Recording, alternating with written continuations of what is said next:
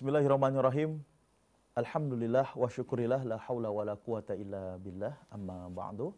Masih dipancarluaskan dari Jalan Masjid Silaturahim nomor 36 Kalimanggis, Cibubur, Bekasi. Radio Silaturahim untuk Islam yang satu. Assalamualaikum warahmatullahi wabarakatuh. Ikhwan, akhwat, para pendengar Radio Silaturahim dan juga pemirsa Rasil Visual dimanapun Anda berada. Alhamdulillahirabbil alamin. Puji syukur kita kepada Allah Subhanahu wa taala atas karunia yang Allah berikan kepada kita semuanya, berupa nikmat iman, Islam, dan juga nikmat ihsan, dan tentunya nikmat kesehatan yang kita rasakan pada hari ini. Dan Alhamdulillah kita dapat dipertemukan kembali secara langsung dalam acara Tausiah Siang di edisi hari ini, yaitu di hari Senin tanggal 6 Rabiul Awal 1441 Hijriah, bertepatan di tanggal 4 November 2019. Ikhwan akhwat, para pendengar Radio Silaturahim yang dirahmati Allah Subhanahu wa taala, kami menyapa ikhwan akhwat pendengar Radio Silaturahim yang berada di Batam, Magelang, Pontianak, Banyuwangi, Sukabumi, Semarang, Palembang, dan juga berada di Bondowoso. Semoga kita semua masih dalam keadaan sehat walafiat dan mudah-mudahan Allah Subhanahu wa taala selalu melindungi kita. Amin Allahumma amin. Ikhwan akhwat, di siang hari ini telah hadir narasumber kita insyaallah yang akan memberikan kajian kepada kita semua dalam pembahasan kitab Mukhtarul Ahadits An-Nabawiyah bersama Ustaz Ahmad Zaki. Assalamualaikum warahmatullahi wabarakatuh, Pak Ustaz. Waalaikumsalam warahmatullahi wabarakatuh. Siang hari ini sehat walafiat? Alhamdulillah. Siang hari ini juga lancar Ustaz ya perjalanan Ustaz ya? Ya, alhamdulillah lancar. Semoga ini dicatat sebagai amal soleh Ustaz ya. Amin. Mudah-mudahan Allah Subhanahu wa taala memberikan pahala kepada Ustaz dan juga kepada kita semua sebagai pendengarnya. Baik Pak Ustaz, pembahasan kita masih di kitab Mukhtarul Ahadits An-Nabawiyah, masih melanjutkan Ustaz ya di halaman yang sama, di halaman yang ke-85 Ustaz ya. Ya, insyaallah. Dan insyaallah kita melanjutkan, Ustaz akan membahas di nomor hadis 680. Dipersilahkan bagi ikhwan akhwat pendengar Radio Silaturahim dan juga ikhwan akhwat pemirsa Rasil Visual dan juga ikhwan akhwat yang mendengarkan melalui live streaming kita di www.radiosilaturahim.com. Dipersilakan dibuka kitab Mukhtarul Ahadits An-Nabawiyah di halaman yang ke-85. Kita awali di nomor hadis 680. Kita buka acara Tausiah Siang dengan kita membaca doa talabul ilmi. Bismillahirrahmanirrahim. Rabbi zidni ilman, Allahumma anfa'ni bima 'allamtani wa 'allimni ma yanfa'uni warzuqni ilman yanfa'uni. Amin. Tafadhal Pak Ustaz. A'udzu billahi minasyaitonir rajim. Bismillahirrahmanirrahim. Alhamdulillahi hamdan yuwafi ni'amahu wa yukafi'u mazidah. Ya Rabbana lakal hamdu wa lakal syukru kama yanbaghi li jalalik wa 'azimi sultanik. Subhanakallahumma la nuhsi thana'an 'alaika anta kama athnaita 'ala nafsik. Wa ashhadu an la ilaha illallah wahdahu la syarika lah. Wa ashhadu anna sayyidana wa nabiyyana Muhammadan 'abduhu wa rasuluh. Allahumma fasalli wa sallim wa barik wa 'azzim 'ala 'abdika wa rasulika Muhammadin wa 'ala alihi wa sahbihi. Salatan wa salaman daimaini mutalazimaini ila yaumiddin. Amma ba'd, para pendengar Radio Silaturahim rahimakumullah. Assalamualaikum warahmatullahi wabarakatuh. Alhamdulillah, pada siang hari ini kita dapat kembali melalui program on air Radio Rasil. Seperti biasa, pada Senin siang kajian kita adalah kitab Mukhtarul Ahadits An-Nabawiyah yang berbicara tentang kehidupan sehari-hari kita, baik kehidupan berkeluarga, bermasyarakat, berbangsa, dan bernegara. Rasulullah Sallallahu Alaihi Wasallam sebagai sosok pemimpin agama, pemimpin negara, telah memberikan bekal kepada kita, dan sekaligus Rasulullah memberikan contoh-contoh kepada kita Dan sebagaimana Allah Ta'ala mengatakan bahwa beliau adalah sosok contoh tauladan dalam Al-Quran. Dalam Al-Quran Allah Rabbul Alamin mengatakan bahwa Rasulullah adalah uswatun hasanah liman kana yarjullaha wal yawmal akhir wa dzakarallaha katsira. Kebetulan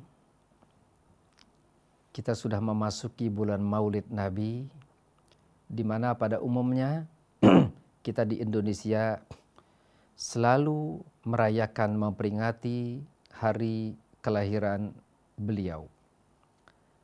Karena dengan sebab beliaulah kita dapat beriman kepada Allah Ta'ala, kita beragama Islam, kita mengenal mana yang baik, mana yang buruk. Semuanya itu karena Allah turunkan Al-Quran, Allah utus seorang Nabi yang membawa agama Islam. Wa kuntum ala syafa hufratin minan nar fa'anqadhakum minha. Kita sebenarnya semua sudah berada di tepi jurang api neraka, cuma tinggal terplesetnya dan terperosoknya ke dalam neraka tersebut. Tapi fa'anqadhakum minha, kemudian Allah selamatkan kita dengan Allah utusnya seorang Nabi yang membawa agama Islam. Tidak ada kata lain di bulan Maulid ini selain ucapan syukur terima kasih kita kepada Allah dan Rasul-Nya. Karena Allah telah mengutus seorang Rasul sehingga kita beriman kepadanya. Ma'asyiral muslimin rahimakumullah. Marilah kita masuk ke materi. Yang pertama insyaallah hadis yang ke-680 ini berbicara soal hari Jumat. Bagaimana posisi dan kedudukan hari Jumat, hari yang paling mulia. Lebih jauhnya marilah langsung kita masuk ke materi.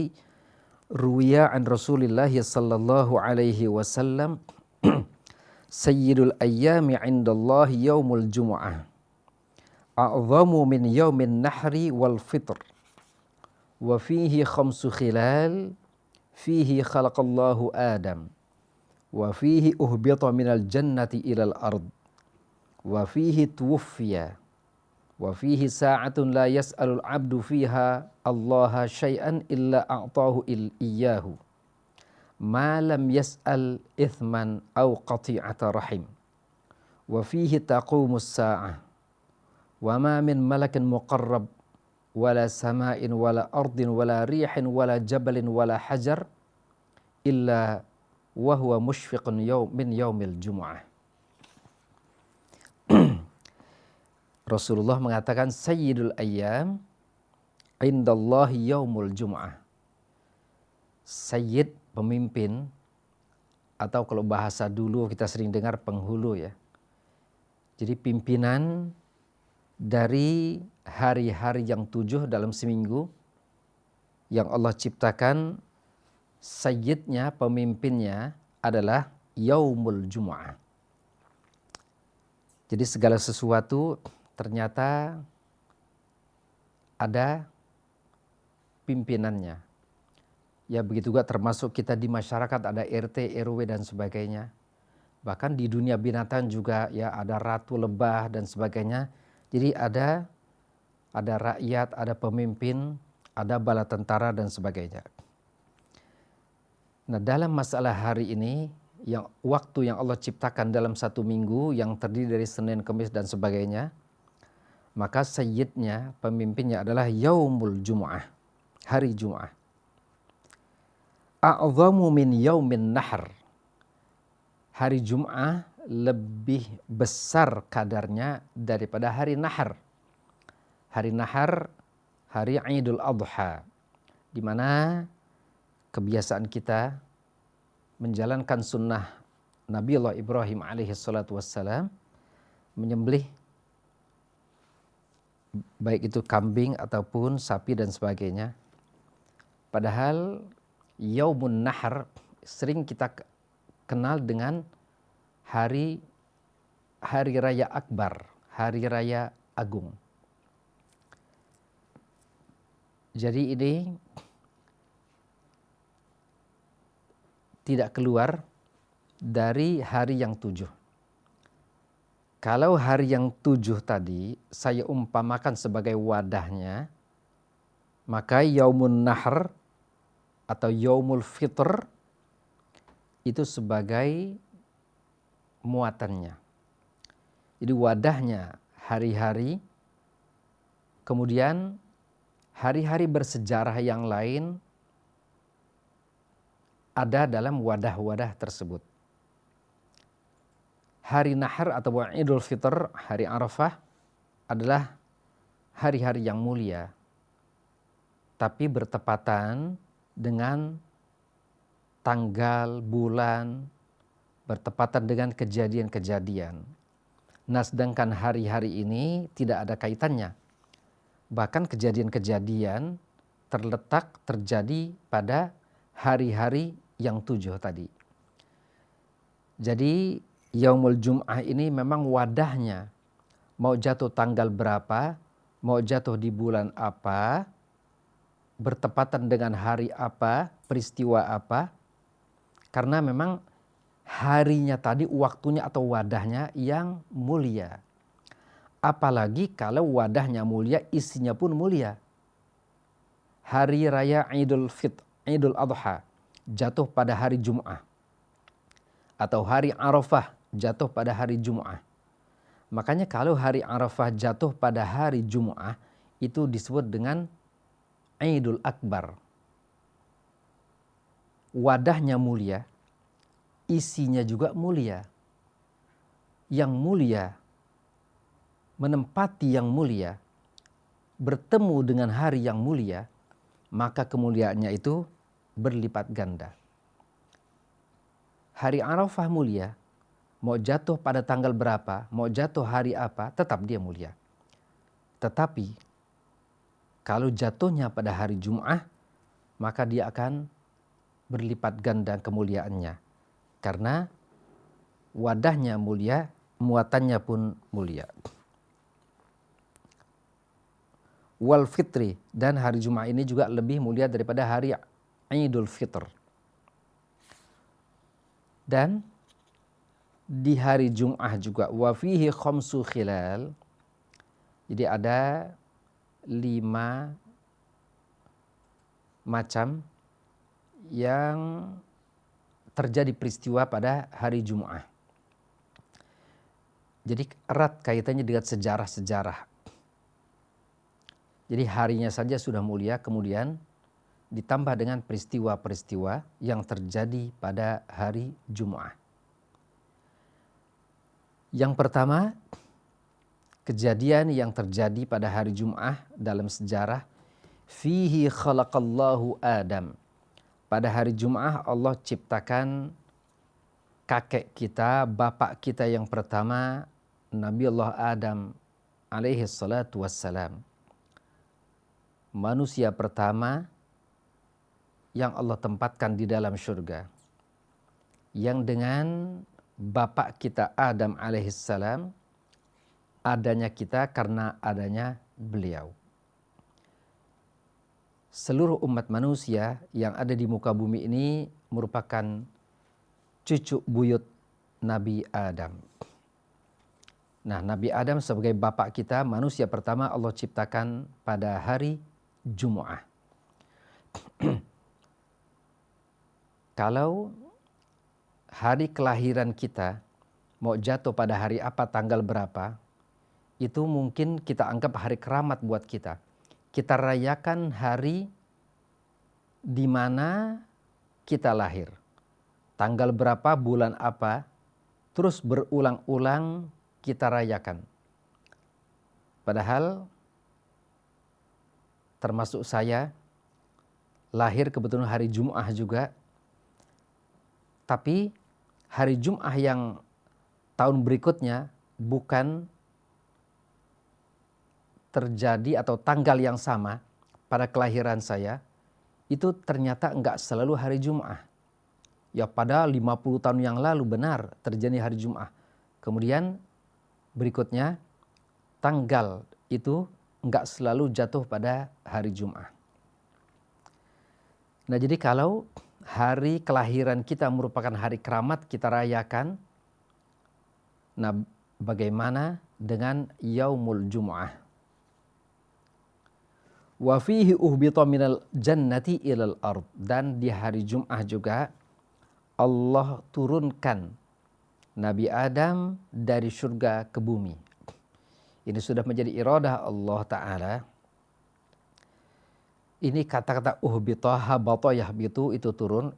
Uhbita diturunkan. Ada dalam buku-buku sejarah ya, ataupun buku-buku yang berbau agama yang menerjemahkannya ini kurang pas. Jadi Allah mengeluarkan atau menurunkan Nabi Adam dengan kata-kata Allah mengusir Nabi Adam. Jadi Nabi Adam terusir gara-gara dia tergoda oleh istrinya memakan buah yang dilarang. Ini kita nggak bicara soal masa lalu, tapi sekedar etika bahasa ya. Jadi ketika kita menerjemahkan, nggak harus kita menggunakan kata-kata seperti itu. Jadi uhbito ini diturunkan, nggak layak ya, kurang pas kita artikan diusir, nggak sopan. Karena Nabi Allah Adam manusia pertama, bapak kita. Ini semuanya memang merupakan iradah Allah Ta'ala. Memang Allah sudah siapkan bumi menjadi tempat tinggal kita untuk sementara. Kemudian kita akan kembali ke kampung halaman kita, yaitu akhirat, neraka ataupun surga. Kemudian yang ketiga, wa fihi tuwfiya, dan diwafatkan juga pada hari Jum'ah. Jadi Allah ciptakan hari Jum'ah, Allah turunkan ke bumi hari Jum'ah, dan Allah wafatkan juga pada hari Jum'ah.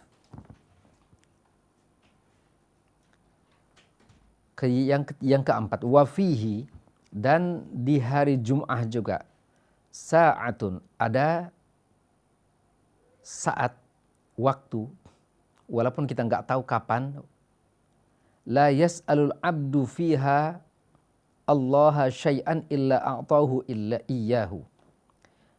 Tidaklah seorang hamba, seorang manusia berdoa kepada Allah Ta'ala, mohon kepadanya, melainkan Allah akan berikan sesuai permintaannya. Tapi ini merupakan rahasia Allah. Entah itu tengah malam, kalau tengah malam jam berapa, atau siang hari jam berapa. Tapi kalau kita terus memanfaatkan waktu untuk berdoa, setiap saat kita berdoa pada hari Jum'ah, dari mulai malam Jum'ah ba'da maghrib, terus sampai subuh, sampai asar, kita manfaatkan, kita akan memperoleh apa yang dijelaskan dalam hadis tersebut. Tapi jangan kita juga tertipu. Kita manfaatkan hari Jum'ah. Allah tetap menerima. Tapi Allah menerima enggak harus Allah berikan dalam bentuk yang kita inginkan. Allah terima, Allah berikan, tapi soal timing, soal waktu, kapan Allah akan berikannya, dan Allah akan berikan seperti yang kita minta, ini Allah enggak harus melakukan itu. Allah maha mendengar, Allah maha mengetahui, Allah maha pemurah. Tapi Allah maha mengetahui kapan saat yang tepat untuk Allah berikan sesuai permintaan kita. Dan Allah Maha mengetahui seandainya kata Allah berikan saat ini, apakah manfaat atau madarat untuk kita. Jadi kalau ada penundaan-penundaan dalam berdoa, memangnya Allah yang lebih tahu. Seandainya kata Allah nggak berikan di dunia sesuai keinginan kita, tetap doa itu Allah akan simpan. Pemberian Allah akan simpan. Dan Allah akan berikan di akhirat nanti. Jadi kembali lagi kepada Allah. Hak Allah, wewenang Allah. Ma lam yas'al ithman au qati'atar rahim, ya. Selagi doa tersebut, permohonan tersebut tidak atau enggak ada unsur maksiat, tidak ada unsur-unsur dosa di dalamnya. Atau qati'atur rahim, permintaan yang sifatnya qati'atur rahim, memutuskan hubungan rahim. Jadi rahim ini yang masih ada hubungan, ya. Yang masih ada hubungan darah dan terutama yang enggak batal, ya. Jadi seperti dari mulai sepupu, nah itu sudah mulai batal, ya.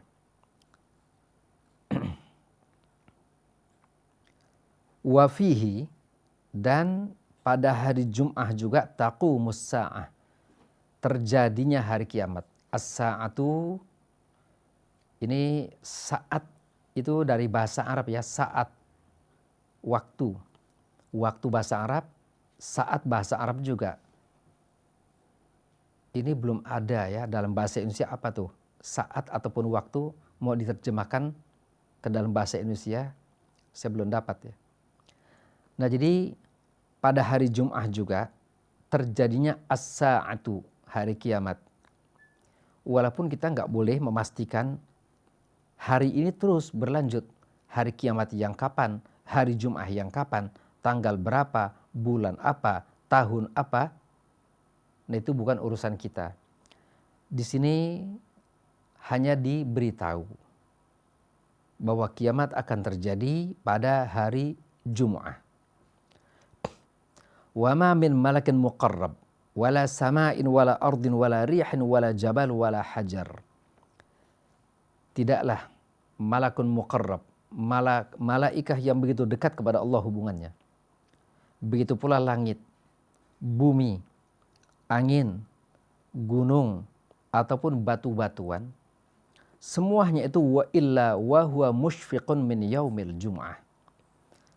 Mereka begitu ngeri, begitu khawatir, takut akan terjadinya hari kiamat. Walaupun itu pasti, termasuk kita juga pasti kita akan takut. Enggak usah hari kiamat, hari kehancuran. Kadang kita mati saja kita takut. Walaupun kita tahu diri kita akan mati. Walaupun kita sholat, kita sudah punya persiapan. Tapi tetap saja kita masih takut mati. Apalagi yang masih muda. Nggak usah yang masih muda. Yang sudah aki-aki, nenek-nenek. Tetap mereka juga masih takut mati. Walaupun dia pasti mati. Takut mati ya bukan berarti selamat dari mati. Tetap akan mati juga. Makanya kita sering dengar. Kalau ketemu orang-orang tua. Ketemu kita. Yang diminta doain engkong, doain nenek. Biar panjang umur. Toh umurnya sudah 80, 85, 90. Mau berapa lagi? Nah, tapi yang sudah-sudah kita dengar minta panjang umur, panjang umur. Nah, jadi semua makhluk Allah ini, ya, jadi baik itu para malaikat, langit, bumi, ternyata mereka takut akan terjadinya yaumul qiyamah. Kalau mereka takut, apalagi kita. Dan kita ini yang akan dihisab oleh Allah Ta'ala.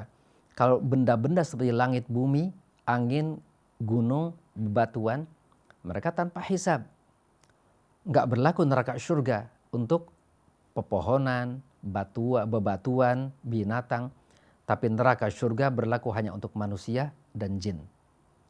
Nah kalau mereka yang nggak akan masuk neraka, mereka takut kepada Allah Ta'ala, apalagi kita manusia yang memang bahan bakar api neraka yaitu manusia dan jin. Setidaknya kita sudah bersyukur kepada Allah Ta'ala di mana kita beriman, kita beragama Islam, kita sudah punya persiapan. Kiamat entah kapan, tapi kita percaya akan adanya yaumul qiyamah. Begitu juga dengan adanya hisab, dengan adanya azab, dengan adanya surga dan neraka, enggak semua orang percaya. Banyak di antara umat manusia yang ingkar dengan alam ghaib. Mereka hanya percaya dengan alam nyata. Padahal alam nyata ini, dunia ini, berapa banyak di alam nyata ini kita punya usaha, cita-cita tapi nggak tercapai. Kita kejar-kejar, kita bela mati-matian, kepengin jadi menteri, kepengin jadi gubernur, ikut kompetisi, tapi nggak dapat. Tapi kalau akhirat, tanpa kita usahakan, pasti kita mati.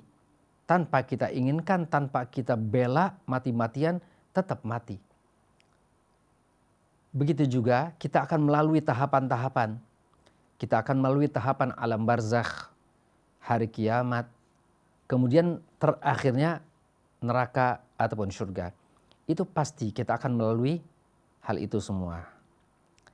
Jadi bersyukur kita yang sudah beriman, kemudian punya persiapan, walaupun tingkatan kita berbeda-beda, tapi tetap kita bersyukur karena kita sudah beriman.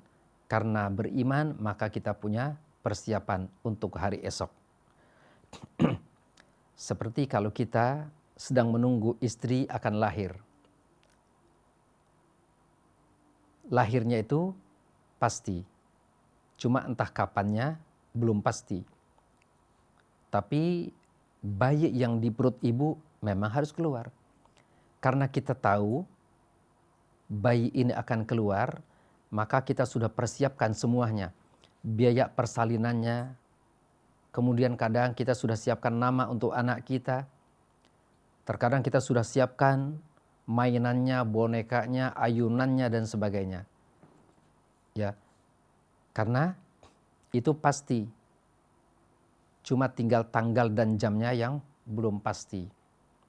Nah, karena kita yakin kita akan punya anak, maka kita sudah punya persiapan sebelum anak tersebut lahir. Nah, itulah iman seorang mukmin. Soal hari kiamat kapan terjadinya, kita mati juga kapan kematian kita, itu nggak perlu buat kita. Tapi yang jelas mati kita pasti, kiamat itu pasti, akhirat itu pasti. Sehingga kita punya persiapan. Kemudian berikutnya hadis ke-681. Ruwiya an Rasulillah sallallahu alaihi wasallam sayyidul qaumi fis safari khadimuhum. Sayyid pemimpin ya. Jadi kalau dipanggil sayyidul anbiya wal mursalin, nabi kita dapat julukan sayyidul anbiya wal mursalin, pemimpin para nabi dan rasul. Jadi sayyidul qaum, pemimpin kaum masyarakat bisa, rakyat bisa, ini bahasa Arab kaum. Nah, sayyidul qaumi fis safari khadimuhum, pemimpin pasukan ataupun rombongan dalam safar, baik itu rombongan haji, rombongan umroh, jalan-jalan, ziarah dan sebagainya. Nah, jadi yang jadi pemimpin orang nomor satu, baik itu di tingkat negara, provinsi, kampung, ataupun di perguruan tinggi, di perusahaan dan sebagainya, Jadi yang namanya orang nomor satu adalah khodimuhum. Hakikatnya pelayan, pembantu. Siapapun juga yang menjadi orang nomor satu adalah khodim. Pelayan masyarakat, pelayan umat. Itu hakikatnya, karena pelayan tersebut yang mengurus, yang menyelesaikan. Kita butuh KTP, butuh tanda tangan. Itu selalu kita membutuhkan surat-surat, ya dalam dokumen itu surat-surat apapun juga kita membutuhkan itu. Nah yang jadi ya RT RW selalu kita butuh tanda tangan. Jadi hajat kita, kebutuhan kita, maka orang nomor satu yang tanda tangan. Ya kalau di tingkat rukun warga, kepala RT-nya yang harus tanda tangan. Dia yang mengeluarkan surat bahwa orang tersebut adalah benar warga kami. Kemudian ditanda tangani. Begitu juga yang namanya RW. Dia menandatangani kebutuhan kita. Karena kebutuhan kita nggak lepas dari sayyid tadi, pimpinan tadi. Jadi perlu rekomendasi dari para pemimpin. Nah jadi hakikatnya pemimpin adalah pelayan masyarakat. Ya bukan jadi bos. Bukan senang-senang. Tapi sibuk mengurus masyarakat. Faman sabaqahum bi khidmatin lam yasbiquhu bi amalin illa syahadah. Tidak ada yang bisa mendahului sayyid tadi dengan amalan apapun juga, itu tidak akan bisa menyusul atau mendahului, nyalip ya, kalau di kendaraan itu nyalip, kita ingin mendahului kemudian kita nyalip. Jadi nggak akan ada yang bisa menyalip seorang pemimpin dengan amal apapun juga. Illa syahadah, kecuali syahadah, mati syahid. Jadi betapa besar pahala para pemimpin. Jadi RT, jadi RW, pahalanya besar asalkan jujur, amanah, ridho. Dan memang tidak ada kata lain, dia memang benar-benar bertugas sesuai dengan posisinya. Posisinya sebagai apa? Bekerja demi kepentingan orang banyak. Demi kepentingan bangsa dan negara. Demi kepentingan organisasi. Demi kepentingan perusahaan. Karena dia adalah orang nomor satu. Dan dia, ya Sayyidul Qaum tadi, diberikan mandat, diberikan jabatan oleh masyarakat memang untuk itu. Untuk memudahkan pelayanan-pelayanan masyarakat. Begitu juga yang memimpin perusahaan. Itu perusahaan menghidupkan orang banyak. Ya perusahaan air minum, perusahaan makanan, berapa ribu karyawan di sana. Dari mulai ya sopirnya, cleaning service-nya, office boy-nya dan sebagainya. Semua bekerja untuk perusahaan tersebut. Jadi karyawan-karyawan mencari makan, mencari mengais rezeki di perusahaan tersebut. Tapi perusahaan tersebut tidak akan berjalan tanpa adanya seorang direktur. Semua urusan-urusan harus diketahui oleh direkturnya dan ditandatangani. Nah jadi direktur tadi selagi dia jujur, amanah, bekerja sesuai dengan porsi dan kapasitas, maka dia akan mendapatkan pahala dari Allah Ta'ala. Jadi pahala Allah berikan bukan saja dalam sholat, puasa, tapi kita bekerja asalkan kita menjunjung tinggi etika, aturan, kita jalankan, insya Allah kita akan mendapatkan pahala dari Allah Ta'ala. Semua kita ini, ya, ibu-ibu yang punya suami ini yang lagi bekerja di luar mencari nafkah untuk ibu dan anak-anak, mereka hakikatnya sedang beribadah. Selagi mereka jujur, gara-gara kerja jangan meninggalkan sholat. Gara-gara tawaran kemudian berkhianat. Nah, selagi jujur, selagi tidak meninggalkan sholat, mereka berjuang di jalan Allah, mereka akan mendapatkan pahala yang melimpah. Karena mencari nafkah untuk diri sendiri dan anak istri itu adalah merupakan ibadah yang tidak kalah dengan amal-amal sunnah, puasa sunnah, sholat sunnah. Jadi betapa nikmat sebenarnya kita memperoleh jabatan, asalkan bukan berdasarkan nafsu ataupun ambisi ataupun kepentingan. Tapi kalau berdasarkan ambisi, padahal bukan kapasitas saya menjadi seorang menteri, bukan kapasitas saya menjadi seorang gubernur. Saya nggak punya ilmu dalam masalah tersebut. Kalaupun saya bisa baca, kenal alif ba ta, tapi saya belum tentu ngerti politik. Saya nggak ngerti manajemen. Saya nggak ngerti komunikasi massa dan sebagainya. Kalau saya mencalonkan diri sebagai gubernur, saya berkompetisi, berarti saya telah melakukan kesalahan yang besar. Karena saya nggak punya modal untuk itu semua.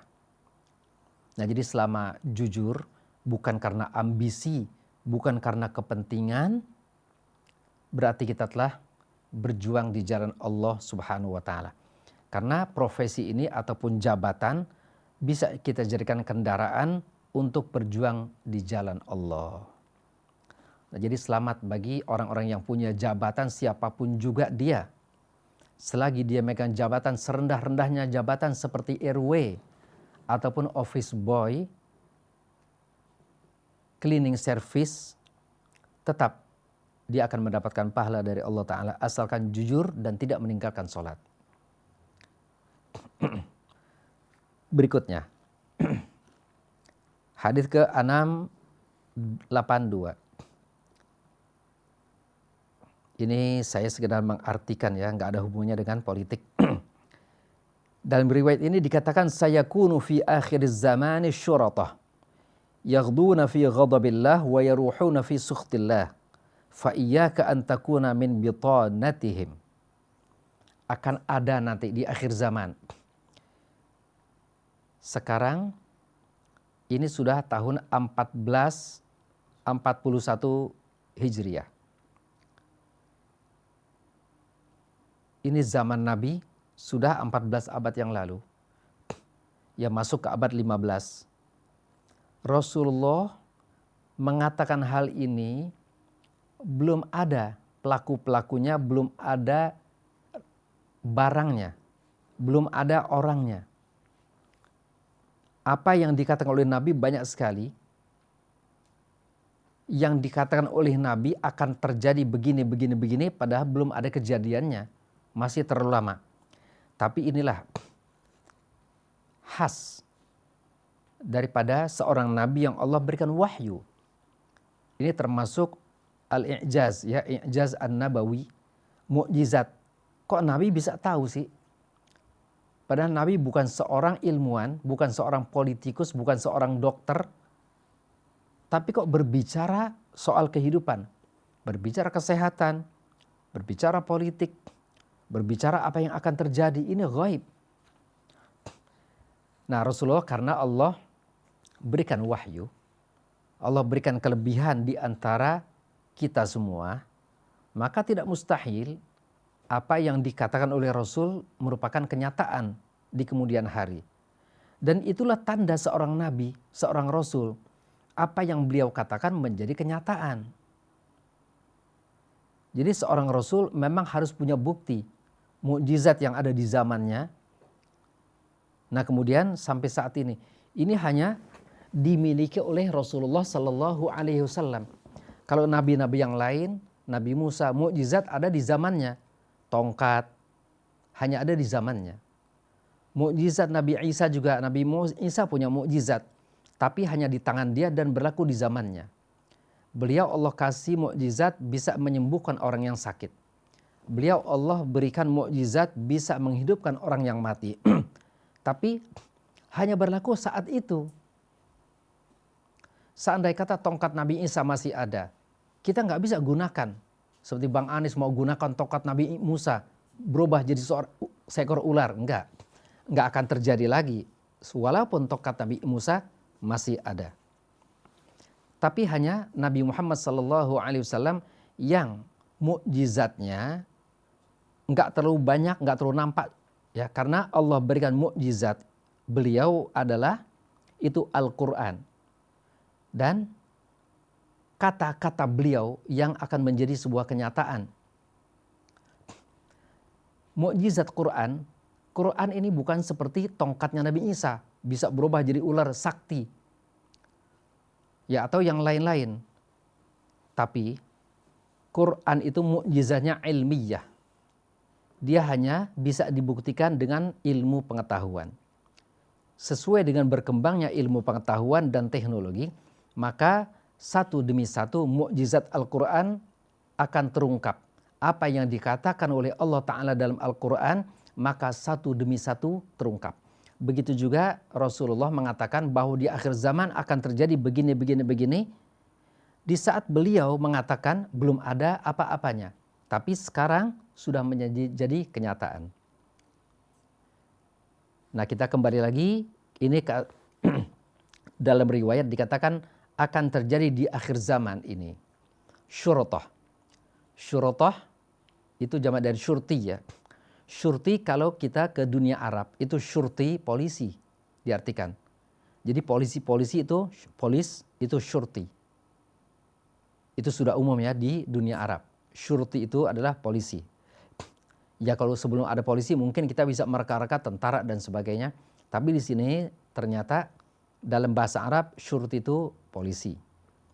Jadi akan ada nanti di akhir zaman polisi-polisi. Kenapa itu? Yaghduna fi ghadabillah.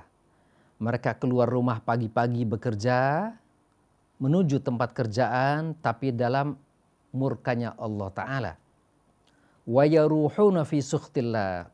Mereka kembali ke rumah di sore hari. Mereka memperoleh laknat dari Allah Subhanahu wa Ta'ala.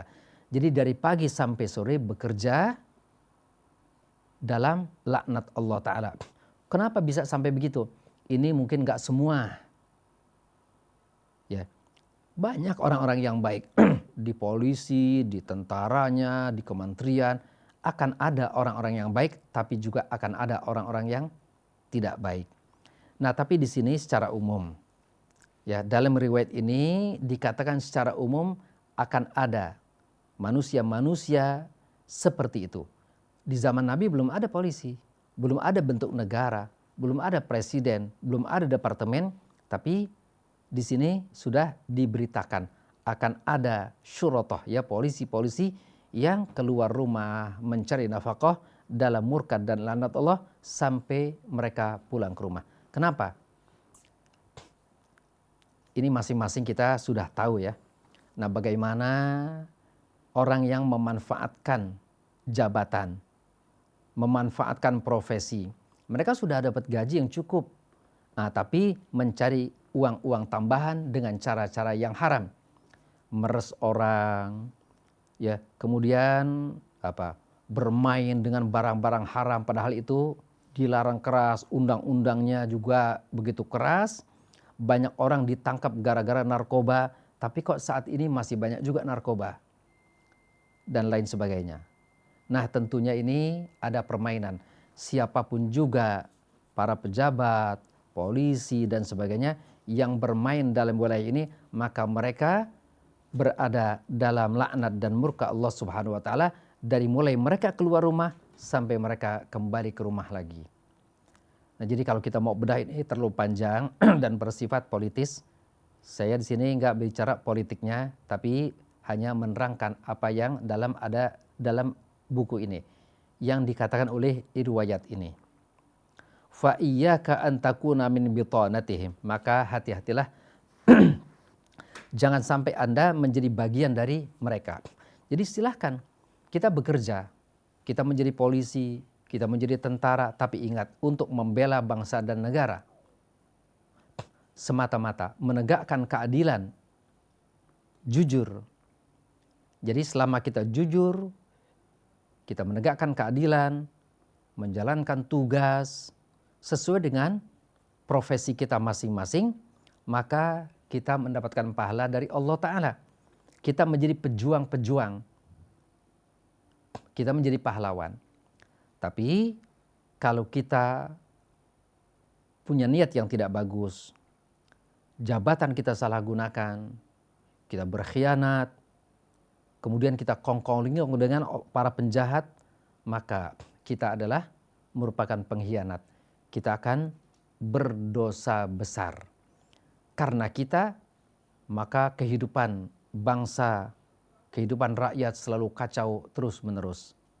Nah, seandainya kata masing-masing bertanggung jawab atas tugas yang diberikan, dijalankan dengan sebaik-baiknya, tidak ada tawar-menawar, nggak ada sogok-menyogok, maka kehidupan ini akan menjadi baik.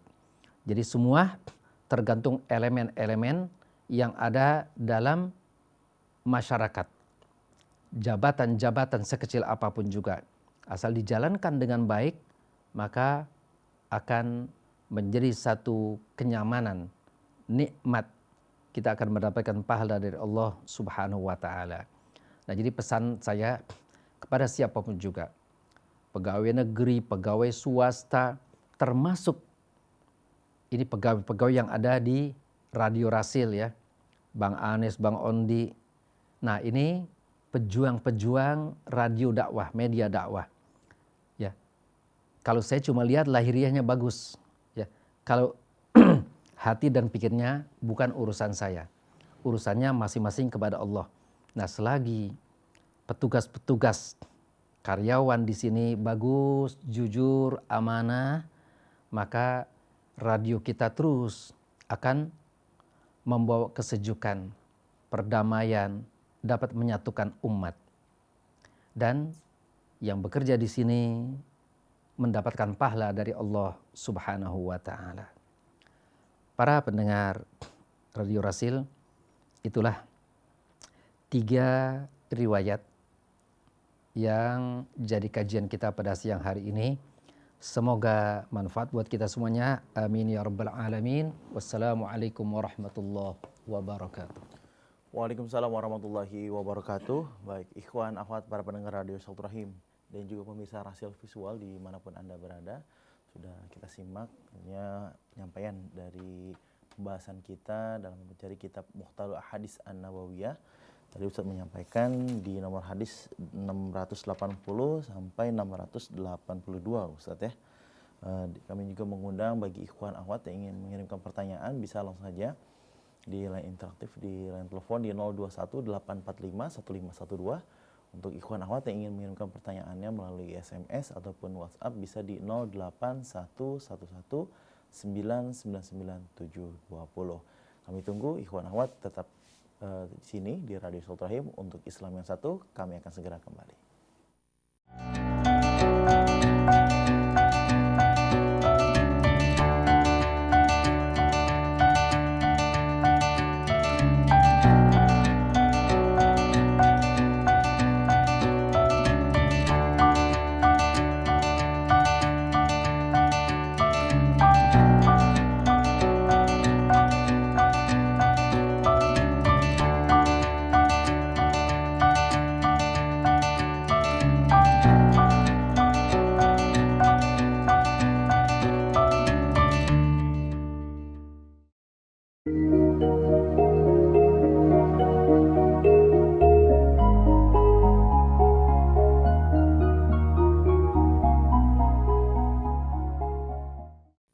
Para pendengar Radio Silaturahim dan juga pemirsa Rasil Visual dimanapun Anda berada,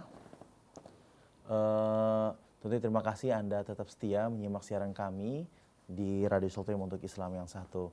Di kesempatan siang hari ini, ikhwan akhwat yang baru menyimak atau baru menyalakan pesawat radionya, di siang hari ini sedang berlangsung acara tausiah siang bersama Ustadz Ahmad Zaki dalam pembahasan kitab Mukhtarul Ahadits An-Nabawiyah.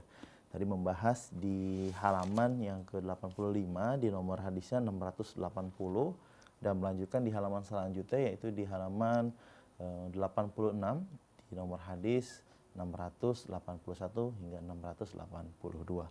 Kami mengundang bagi ikhwan akhwat pendengar Radio Silaturahim yang ingin memberikan pertanyaannya atau ingin memberikan tanggapan, langsung saja di line interaktif, di line teleponnya di 0218451512 untuk SMS dan juga WhatsApp. Ikhwan akhwat dapat mengirimkan di 0811999720. Kita bacakan Pak Ustadz pertanyaan yang pertama yang masuk ini dari WhatsApp dari Bapak Sugiarto. Assalamualaikum warahmatullahi wabarakatuh, Pak Ustadz. Waalaikumsalam warahmatullahi Pak Sugiarto di Depok. Pak Ustadz, apakah ada keberkahan-keberkahan lain di hari Jumat yang tidak ada di hari lainnya? Dan saya pribadi sangat senang kalau di hari Jumat itu hari berkumpul menurut saya. Karena kalau di hari Jumat banyak orang-orang yang jarang ke masjid pada datang ke masjid untuk menunaikan sholat Jumat. Mohon tanggapan Ustaz. Bismillahirrahmanirrahim. Allahumma alhimna rushdana wa 'allimna ma yanfa'una wa zidna ilma. Masalah apakah hari Jumat memiliki keberkahan atau keutamaan dibanding hari-hari yang lain? Ini sepakat ya, bukan perbedaan. Jadi nggak mengandung perbedaan bahwa hari Jumat itu adalah sayyidul ayyam wa afdaluh, pemimpin hari dan yang paling mulianya dalam seminggu. Di hari Jumat, di antaranya yang tadi kita baca, yang enggak dimiliki oleh waktu atau hari-hari yang lain, di mana ada sa'atul ijabah, saat-saat yang amat penting, di mana doa kita langsung dikabulkan oleh Allah Subhanahu wa Ta'ala. Cuma saja dirahasiakan siang atau malam. Kalau malam jam berapa, kalau siang jam berapa, ini rahasia Allah Ta'ala. Seperti Lailatul Qadar, pasti adanya, cuma entah tanggal berapa, itu rahasia Allah Ta'ala. Kemudian di hari Jumat juga, kita dianjurkan baca surah Kahfi, yang mana di hari-hari yang lain, kita boleh tetap dapat pahala ketika kita baca surah Kahfi. Tapi di hari Jumat ini disunnahkan. Ada apa? Disunnahkan pada hari ataupun malam Jumat.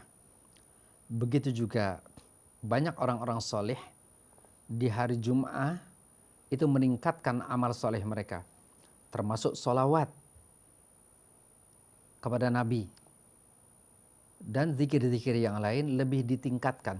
Karena hari ini hari yang mulia, hari yang penuh keberkahan. Nah saat ini juga banyak masjid dan musola sudah mulai ada memberi makan ya kepada jamaah yang nggak mampu. Saya sering dapat undangan khutbah Jum'ah, ada yang berupa prasmanan, padahal hari-hari yang lain nggak ada. Ada yang pakai nasi box, atau ada dermawan yang memang sudah menyiapkan makan di rumahnya. Ini merupakan hari yang berkah, nggak ada pada hari lain. Di mana banyak yang nggak mampu, ya kebetulan dia mau makan nggak punya uang, dia pergi ke masjid, dapat makan. Dan memang sangat dianjurkan di hari Jumat kita memberi makan. Jadi setelah sholatul Jum'ah, walaupun kita nggak harus berupa memberi makan ya, nasi box ataupun prasmanan, kita boleh mengganti dengan uang. Nah tapi ini menunjukkan bahwa hari ini hari yang membawa satu keberkahan. Berbeda dengan hari-hari yang lain. Nah di samping itu juga karena Allah berikan hari yang istimewa, Di samping kita dianjurkan untuk banyak-banyak berzikir lebih dari hari-hari yang lain, pahala juga Allah berikan lebih besar daripada hari-hari yang lain. Karena ketepatan ya, kita beramal soleh, amal soleh ini bagus, tapi ketika kita lakukan di hari yang bagus, di hari yang mulia, maka akan berlipat ganda, dia bersenyawa. Nah jadi sebenarnya nggak terlalu penting ya kita tahu hadisnya, tahu riwayat dan lain-lain.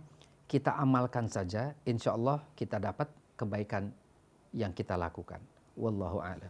Ya, baik, syukran Pak Ustadz atas jawabannya. Namun bagaimana Pak Ustadz melihat fenomena-fenomena saat ini yang banyak orang yang kadang jarang terlihat Ustadz, atau di hari-hari lain tuh di masjid malah sepi Pak Ustadz. Ketika di hari Jumat itu full. Nah ini bagaimana Pak Ustadz pendapat Ustadz sendiri orang-orang seperti itu? Ya karena hari ini hari yang Sayyidul Ayyam, hari yang barokah. Ya seperti di bulan Ramadan punya keistimewaan. Jadi ada rasa takut kalau saya nggak ke masjid. Mungkin pada hari lain rasa takutnya kurang kepada Allah Ta'ala. Tapi karena ini Sayyidul Ayyam, jadi punya hari yang karismatik. Semacam ada aura tersendiri yang membuat orang lebih takut kepada Allah Ta'ala. Ya walaupun sih banyak yang gak sholat Jum'ah juga banyak. Tapi karena ini merupakan satu kewajiban 1 minggu sekali, khusus di hari Jum'ah itu ada ayat, Ya ayyuhalladzina amanu idza nudiya lis-salati min yaumil jum'ah fas'au ila dzikrillahi wa dzarul bai'. Bila azan berkumandang pada hari Jum'ah, bila seorang muadzin sudah menyuarakan memanggil-manggil kalian, maka fas'au ila dzikrillah, bersegeralah, cepat-cepat. Kalimat sa'a yas'a itu sa'i, berjalan cepat, berarti segera. Kita jawab panggilan Allah wa dzarul bai'. Tinggalkan seluruh aktivitas dagangan ataupun pertanian ataupun kita kerja dan sebagainya, tinggalkan semua kalau kita sudah dipanggil, sudah waktu zuhur sudah masuk. Nah lebih baik lagi kita bersiap-siap sebelum masuk waktu zuhur. Kita sudah siap, kita sudah mandi, kita sudah pergi ke masjid. Sehingga waktu zuhur datang kita sudah ada di dalam masjid. Allah akan berikan pahala, enggak gratis. Jadi menunggu datangnya waktu sholat adalah ibadah juga. Nah jadi karena ada ayat yang tersendiri ya, sholat ini wajib. Ada perintahnya wa aqimus sholata wa atuz zakah secara umum, tapi khusus untuk hari Jumat ada ayat yang khusus lagi. Jadi inilah kelebihan hari Jum'ah dibanding hari-hari yang lain karena memang ada panggilan khusus di hari Jumat ini. Wallahu a'lam. Ya, baik Ustaz. Syukur atas jawabannya. Terima kasih untuk Bapak Sugiarto di Depok yang telah memberikan pertanyaan. Semoga terjawab. Kita lanjutkan kembali Pak Ustaz pertanyaan. Ini datangnya dari SMS. Datangnya dari hamba Allah di nomor 08187643 sekian. Assalamualaikum warahmatullahi wabarakatuh Pak Ustadz. Waalaikumsalam warahmatullahi wabarakatuh. Bagaimana pendapat Ustadz mengenai calon-calon pemimpin dari kalangan RT sampai tingkatan yang lain yang mencari suara dengan mengiming-imingi sesuatu dengan harapan yang mendapatkan bantuan dapat memilihnya. Waktu itu pernah ada Pak Ustadz yang ingin memberikan karpet untuk masjid dengan harapan atau niat yang berbeda. Mohon tanggapannya, syukran. Ya. Bismillahirrahmanirrahim. Ini memang fenomena yang umum lah ya. Saya juga sering perhatikan. Ada orang yang memang saya nggak tahu dia sholat atau enggak. Tapi yang jelas dia seorang muslim. Cuma saya nggak pernah lihat dia melakukan sholat. Tapi saat-saat kampanye, karena memang di orang partai, dia agak rajin ke masjid. Nggak usah subuh, hari yang lain saja nggak pernah. Tapi kok saat ini, saat menjelang kampanye, dia agak gencar sampai subuh juga, yang biasanya dia nggak pernah sholat, dia sholat di masjid. Ternyata ya memang ada kepentingan, semacam apa, memberikan dana ke masjid dan sebagainya. Ini kita juga harus mawas diri, harus hati-hati. Kalau soal hati kita nggak tahu, soal niat orang kita nggak tahu, tapi yang kita tahu zahirnya. Tapi zahir ini juga terkadang kita bisa mencium, mengendus apa yang menjadi keinginan orang tersebut. Ya seperti kok tiba-tiba dia rajin ke masjid, memberikan bantuan-bantuan yang sebenarnya nggak pernah ada perhatian dan nggak pernah ke masjid. Ya walaupun kita boleh berhati-hati, kalau suudzon memang nggak boleh, tapi ini juga merupakan fakta yang kita harus hati-hati. Jadi dalam Islam yang namanya pemimpin dari yang paling rendah dari RT dan seterusnya, ini harus hanya bisa dijabat yang pertama dia profesional, ahli dalam bidangnya. Kalau seperti saya mencalonkan diri sebagai lurah, jangan dipilih karena saya bukan orang yang profesional, saya nggak mengerti apa-apa tentang kemasyarakatan. Ya kalau soal alif ba ta, baca Iqra saya masih bisa. Tapi kalau soal kenegaraan, saya nggak mengerti apa-apa. Jadi saya nggak boleh mencalonkan diri. Apalagi di samping nggak profesional, niat saya juga udah nggak bagus. Jadi dua-duanya nggak benar. Ya. Jadi nggak profesional, kemudian niatnya juga nggak bagus. Apapun juga, kalau dikelola oleh orang yang bukan ahlinya, maka kehancuran. Berapa banyak perusahaan gulung tikar karena seorang manajernya, direkturnya nggak ahli dalam bidangnya. Menghancurkan, apapun juga, negara juga akan hancur kalau dikelola oleh orang-orang yang bukan profesional. Itu baru satu. Bagaimana kalau penyebabnya ini lebih parah lagi, niatnya memang nggak bagus. Nepotisme, niat ingin memanfaatkan jabatan, mau korupsi besar-besaran. Hancur semua, apapun juga akan hancur. Ketika pertama dikelola oleh orang-orang yang bukan ahli. Seandainya kata dikelola oleh para ahli, tapi kalau niatnya nggak bagus, maka tetap akan membawa kepada kehancuran. Jadi syaratnya itu menjadi pemimpin paling tidak dua, itu paling enggak. Jadi ada niat yang bagus dan memang profesional. Itu paling sedikit ya. Tapi masih banyak lagi syarat-syarat. Nah jadi kalau ada indikasi-indikasi, ya dia ingin mendapatkan suara tapi dengan cara-cara seperti itu, jangan dipilih siapapun juga. Jadi tadi saya bilang syarat itu profesional. Nah, termasuk diri saya. Kalau saya tinggal di kampung saya kemudian saya mencalonkan diri sebagai RW. Warga nggak perlu pilih saya karena saya nggak profesional dalam bidang kemasyarakatan. Soal administrasi saya nggak ngerti dan sebagainya. Untuk apa pilih saya? Saya juga harus jujur. Kalau umpamanya saya dicalonkan sebagai ketua masjid ataupun sebagai ketua RT RW, saya harus jujur, saya nggak mau. Untuk apa? Saya menjabat satu jabatan yang saya sendiri nggak mengerti. Jadi saya harus jujur juga. Orang lain boleh husnuzon kepada saya, mengharapkan saya. Tapi kalau saya nggak mengerti, untuk apa? Nah jadi masyarakat juga harus jujur, yang dipilih juga harus jujur. Nah insya Allah kalau kita memilih dengan kacamata kejujuran, insya Allah hal-hal yang kita nggak inginkan nggak terjadi. Nah ini jadi memang banyak ketidakjujuran dari para pemilihnya. Kenapa milih RT RW yang nggak profesional, yang kita tahu sejak awal dia sudah berkampanye dengan cara-cara yang curang.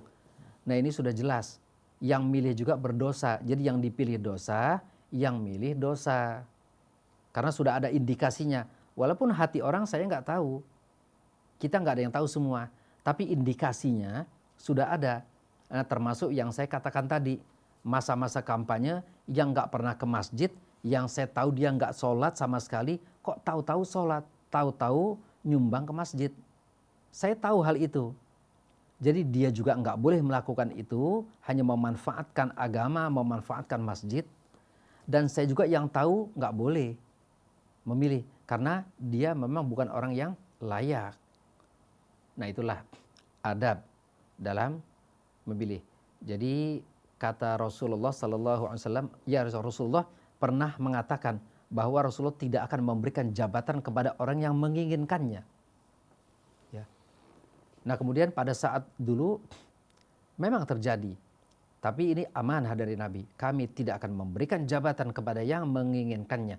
Berarti dia ada sesuatu. Kalau ambisi, Rasulullah berikan kepada orang yang lari dari jabatan tadi, nggak mau. Tapi Rasulullah tahu bahwa orang ini layak untuk menerima jabatan. Lalu Rasulullah berikan kepada yang melarikan diri dari jabatan tadi. Dan Rasulullah juga mengatakan, wa innaha yaumal qiyamati hasratun wa nadamah. Dan nanti di hari kiamat merupakan penyesalan, kerugian dan penyesalan. Yang sekarang ambisi, ingin jabatan, dibela mati-matian dengan cara-cara yang curang, maka ingat bahwa di hari kiamat nanti, hari pengadilan, di mana orang akan dibongkar keborokan-keborokannya. Di sanalah kata Nabi, wa innaha yaumal qiyamati hasratun wa nadamah. Ya, penyesalan demi penyesalan. Nah oleh karena itu, yang mendengar suara saya yang kebetulan punya ambisi, tolong evaluasi lagi, koreksi diri masing-masing sebelum kita menjabat. Kecuali seperti Nabi Yusuf, mau ngambil alih boleh saja. Saya juga sering mengambil alih, umpamanya jadi imam. Ada imam, tapi saya ambil alih karena saya tahu kurang bagus. Taunya saya bukan suudzon, bukan karena hasad, bukan karena ada kepentingan, tapi demi menyelamatkan jamaah, ibadah jamaah. Nah begitu juga Nabi Yusuf, beliau seorang yang ahli dalam bidang ekonomi, ketahanan pangan. Kemudian dia juga seorang yang jujur. Nabi Yusuf ini pernah menawarkan diri kepada penguasa Mesir. Dia minta agar diberikan jabatan sebagai, ya kalau sekarang mungkin Menko Perekonomian atau Kabulok ya. Itu Nabi Yusuf pernah minta kepada penguasa langsung, kepada Raja Mesir. Dengan kata-kata, inni hafizun alim. Dalam Al-Quran, Nabi Yusuf mengatakan begitu. Aku ini hafiz. Hafiz orang yang jujur berarti. Amanah. Dia bisa mengatur, mengendalikan ketahanan pangan untuk negeri Mesir pada saat itu. Dan alimun, amat menguasai masalah tersebut. Sehingga yang dalam impian sebelumnya ada 7 sapi kurus makan 7 sapi yang gemuk. Ini menunjukkan bahwa akan terjadi krisis panjang di negara Mesir. Kemudian Nabi Yusuf dapat mengantisipasi, enggak terjadi karena beliau yang menjabat sebagai Menteri Perekonomian. Beliau punya modal kejujuran, punya modal keahlian profesional. Teratasi semuanya. Bahkan dari negara-negara tetangga banyak minta bantuan kepada Nabi Yusuf pada saat itu. Terjadi kekeringan, terjadi krisis pangan besar-besaran pada saat itu. Nah jadi selama ada keahlian, jujur, itu silahkan mencalonkan diri. Tapi jangan sampai ada khianat. Kemudian yang memilih juga biar jujur. Jangan bukan karena kekeluargaan, karena satu partai, karena satu kampung, dan sebagainya. Atau karena punya jasa, berhutang budi. Kemudian saya pilih, padahal dia nggak punya kemampuan apapun juga dan nggak punya niat dan itikat yang baik. Saya akan berdosa, berarti saya telah menghancurkan bangsa dan negara. Wallahu a'lam. Ya, Masya Allah, luar biasa sekali atas jawabannya. Intinya niatkan kita dengan keridhaan Allah Subhanahu wa taala Pak Ustadz ya, jangan karena ingin memberikan sesuatu dengan niat ingin mendapatkan suara lebih banyak. Baik Pak Ustadz, kita lanjut kembali Pak Ustadz di pertanyaan selanjutnya dari WhatsApp, datangi dari Ibu Ida di Keranggan. Assalamualaikum warahmatullahi wabarakatuh Pak Ustadz. Waalaikumsalam warahmatullahi. Pak Ustadz, kejujuran dan akhlak yang baik kalau menurut saya modal awal kita untuk hidup di dunia ini. Namun sebagai manusia yang lemah ada saja godaannya. Mohon nasihatnya Pak Ustadz. Syukran. Ya, bismillahirrahmanirrahim. Ya benar apa yang dikatakan oleh Ibu tadi, bahwa kejujuran dan akhlakul karimah itu merupakan modal utama kita berbangsa, bermasyarakat, berkeluarga. Itu modalnya adalah akhlakul karimah. Jadi jujur itu termasuk akhlak ya. Jadi akhlakul karimah ini mencakup semua. Itu masalah hati yang nampak dalam perbuatan dan sikap. Jadi kalau orang memang hatinya baik, hatinya jujur, toleran, jauh dari dendam, suka kebaikan, suka nolong orang, memang di hatinya seperti itu, nanti akan nampak dalam perbuatan, akan terlihat. Berbeda dengan orang yang memang sebenarnya nggak ada kebaikan di hatinya, walaupun dia paksakan untuk berbuat baik, tapi itu dengan tujuan-tujuan yang lain. Nanti semuanya akan menjadi kenyataan. Secara otomatis orang akan nggak suka, orang akan benci. Nah jadi kalau orang-orang yang baik, dia akan dicintai, kecuali ya tanda kutip hanya orang-orang yang punya kepentingan, yang merasa tersaingi, hanya itu yang menjadi musuh kita. Yang memusuhi kita hanya orang-orang yang demikian. Adapun kebanyakan orang akan suka kepada kita. Nah jadi kejujuran juga seperti tadi ditanyakan, memang hambatannya, tantangannya itu luar biasa. Bahkan kita sering dengar, kalau ada yang jujur ya dalam dunia politik itu disingkirkan. Banyak saat itu ya, dipecat dari jabatan karena kejujuran. Jadi merupakan batu sandungan untuk orang-orang yang punya kepentingan. Jadi tetap harus kontrol diri. Jangan sampai di tengah jalan kita tergoda dengan iming-iming. Nah oleh karena itu yang namanya kita hidup, tetap kita ibadah kepada Allah Ta'ala. Kita berdoa kepada Allah, walaupun katakan kita sudah jadi orang baik, minta kepada Allah pertahankan kebaikan ini. Minta ditambahkan kebaikan ini. Minta ditambahkan kesabaran dalam mengemban kebaikan ini. Jadi memang bukan hal yang mudah. Kita berhadapan dengan kerusakan yang sudah sedemikian dahsyatnya. Hanya dengan bermodalkan kita seorang diri. Walaupun niat kita baik, tapi menghadapi itu semuanya, terkadang orang bisa jadi hanyut. Ada orang yang tadinya baik, hidup di tengah-tengah orang yang nggak baik, kemudian dia berubah menjadi orang yang nggak baik. Ini yang namanya kerusakan-kerusakan di tingkat remaja. Tadinya dia dari SD nggak ngerti narkoba, nggak ngerti film-film porno. Tapi karena adanya pembiaran, dia ikut nongkrong-nongkrong di jalan, dia bersahabat dengan kawan-kawan, berinteraksi dengan teman-teman yang nggak baik, maka dia akan terkikis, dia akan berubah, dia akan terpengaruh. Nah begitu juga orang-orang yang baik, jangan sekali-kali bersahabat dengan orang-orang yang nggak baik. Nanti akhirnya yang tadinya nggak pernah korupsi jadi kenal korupsi. Yang nggak kenal narkoba, kenal narkoba. Kecuali kalau kita mau nahi munkar di tengah-tengah kerusakan. Kalau kita nggak ada tujuan nahi munkar, maka menyingkirlah dari orang-orang yang nggak baik. Karena diri kita yang akan menjadi nggak baik. Bukan mereka yang sembuh, tapi kita yang terkena penyakit. Jadi ini kita harus menghindar dari orang-orang yang zalim, orang-orang yang tidak baik, kecuali hanya ada tujuan nahi munkar. Kalau nggak ada tujuan, maka jangan bersahabat atau menjadi teman akrab mereka. Wallahu a'lam. Ya, Masya Allah, luar biasa sekali Pak Ustadz. Nampaknya ini pertanyaan terakhir tadi Pak Ustadz dari Ibu Ida menutup acara kita. Mungkin ada kesimpulan Pak Ustadz yang ingin disampaikan untuk pendengar Radio Silaturahim dalam pembahasan kita Pak Ustadz. Ya, para pendengar Radio Silaturahim, bulan ini bulan Maulid, marilah kita jadikan Rasulullah sebagai uswatun hasanah. Kita banyak bersolawat kepada beliau, kita tingkatkan seperti tadi hari Jum'ah ya punya kelebihan.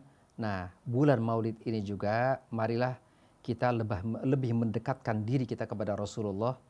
banyak bersalawat kepada beliau, banyak mengkaji sirah beliau, banyak mendengarkan ceramah-ceramah yang bagus di bulan Maulid ini. Dan jadikan bulan Maulid ini sebagai bulan introspeksi diri, berjuang di jalan Allah Subhanahu wa taala.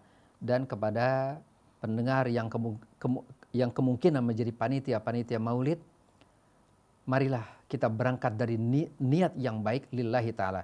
Ingin mencerdaskan umat, ingin mendekatkan agama kepada umat, ingin membuka mata umat. Inilah Islam yang sesungguhnya. Inilah Islam yang diturunkan oleh Allah Ta'ala melalui Rasulnya. Jadi dengan niat yang baik, dengan langkah yang baik, bukan berisikan dagelan-dagelan dalam ceramahnya, insya Allah Bapak Ibu yang jadi panitia Maulid mendapatkan pahala jihad fi sabilillah, dan Allah akan berikan kebaikan, Allah akan berikan hasil yang bagus sesuai dengan niat masing-masing. Wallahu alam wa ilmuhu atam, in uridu illa al-islah mastata'tu wa ma taufiqi illa billah alaihi tawakkaltu wa ilaihi unib. Subhanakallahumma wa bihamdik asyhadu an la ilaha illa anta astaghfiruka wa atubu ilaik. Wa sallallahu ala nabiyyina Muhammad wa alihi wa sahbihi wa sallam. Walhamdulillahi rabbil alamin. Wassalamualaikum warahmatullahi wabarakatuh. Waalaikumsalam warahmatullahi wabarakatuh. Kami ucapkan jazakallah kepada Ustadz Ahmad Zaki yang telah memberikan kajiannya kepada kita semua dan juga menjawab pertanyaan-pertanyaan dari pendengar Radio Silaturahim dan juga pemirsa Rasil Visual walaupun melalui SMS ataupun WhatsApp. Dan semoga apa yang Ustadz sampaikan dapat bermanfaat dan juga ketakwaan kita di sisi Allah Subhanahu wa taala, dan mudah-mudahan kita dapat mengaplikasikannya. Amin, Allahumma amin. Terima kasih untuk Ikhwan Akhwat yang telah memberikan pertanyaan melalui SMS dan WhatsApp. Semoga pulsa ataupun kuota yang dikeluarkan dicatat oleh Allah Subhanahu wa taala dan mudah-mudahan digantikan dengan pahala yang berlipat ganda. Amin, Allahumma amin. Akhir kata, saya Muhammad Anis Mualim dan juga ada Muhammad Neza di kameramen, ada Muhammad Yusuf Subangkit di meja operator. Mohon undur diri dari ruang dengar Anda. Dan terima kasih juga untuk teman-teman kita yang telah merelay acara Tausiah Siang yang berada di Batam, Magelang, Pontianak, Banyuwangi, dan juga yang berada di Palembang, Bondowoso, Semarang, Sukabumi. Dan juga terima kasih untuk Ikhwan Akhwat yang telah mendengarkan melalui live stream kita di www.radiosultan.com dan juga di YouTube Rasil TV. Semoga Allah Subhanahu wa taala memberikan keberkahan kepada kita semuanya. Subhanakallahumma wa bihamdika asyhadu an la ilaha illa anta astaghfiruka wa atubu ilaik. Taufiq wal hidayah. Wassalamualaikum warahmatullahi wabarakatuh.